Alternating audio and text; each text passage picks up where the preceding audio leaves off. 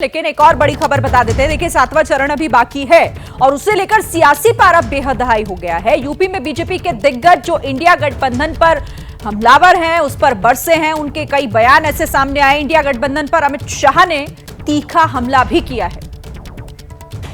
बारी बारी 5 साल प्रधानमंत्री बन गए ना, तो वो 5 साल में क्या काम करेंगे मैं बता देता हूं।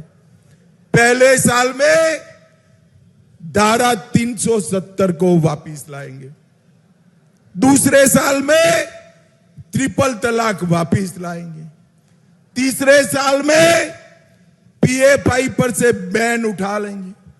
चौथे वर्ष में आतंकवादियों से बातचीत करेंगे और 5वें साल में राम मंदिर पर बाबरी ताला लगाने का काम करेंगे। बाबरी ताला संविधान में स्पष्ट लिखा हुआ है कि धर्म के आधार पर आरक्षण नहीं होगा और जब तक मोदी जी हैं, जब तक भारतीय जनता पार्टी है, धर्म के आधार पर आरक्षण नहीं होने देंगे। और दलित भाई, हमारे आदिवासी भाई, पिछड़ा, अति पिछड़ा, इनके आरक्षण पर किसी को डाका नहीं डालने दिया जाएगा। 4 जून को देख ही लेंगे उनका हाल क्या होगा।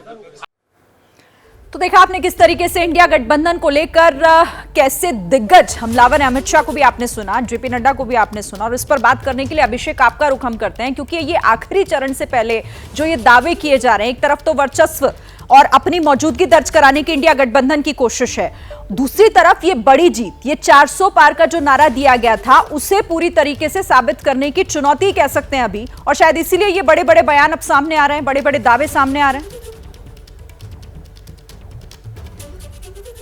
शिरीन, बहुत ही क्लियर है, ये एक स्ट्रेटजी है और ये स्ट्रेटजी दोनों ओर से, इंडिया गठबंधन की ओर से भी है और ये एनडीए की ओर से भी है। देखिए, ये पूरी की पूरी लड़ाई ये फ्लोटिंग वोटों को अपनी तरफ खींचने की है और इसीलिए जो 1 तारीख की बैठक रखी है इंडिया गठबंधन ने, ये भी एक साइकोलॉजिकल है। ये मैसेज देने की कोशिश है कि हम तो सरकार बना रहे हैं, देखिए इतनी बड़ी बैठक कर रहे हैं, तो जो फ्लोटिंग वोट हैं, जो डिसाइड नहीं कर पाए हैं, और ऐसे वोटों का अच्छा खासा तबका होता है जो उस तरफ शिफ्ट हो जाते हैं जहां उनको लगता है कि सरकार बनती हुई दिखाई पड़ रही है, तो ये उसी को अपनी ओर खींचने की कवायद चल रही है। और कांग्रेस के लगातार बयान जो है वो इसी के लिए आ रहे हैं कि हम तो सरकार बना रहे हैं ताकि वो वोट इनको पड़ जाए। और बीजेपी भी यही कर रही है। अमित शाह ये कह चुके हैं कि बीजेपी ने बहुमत का आंकड़ा ऑलरेडी पार कर दिया है। ये 400 पार का नारा भी इसी बात के लिए कि हमारी सरकार इतनी कन्विंसिंग तरीके से बन रही है कि जो फ्लोटिंग वोट हैं वो कहीं ना जाएं। और बीजेपी का मैं अंदर खाने में बताऊं, वो पूरी तरह निश्चिंत है कि उनकी जो मेजॉरिटी है एग्जैक्टली मध्य प्रदेश की तर्ज पे आने जा रही है कि लोग अनुमान भी नहीं कर पाएंगे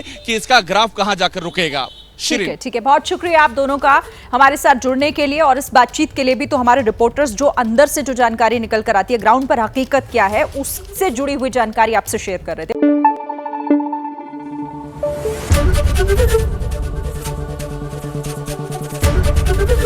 एबीपी न्यूज आपको रखे आगे।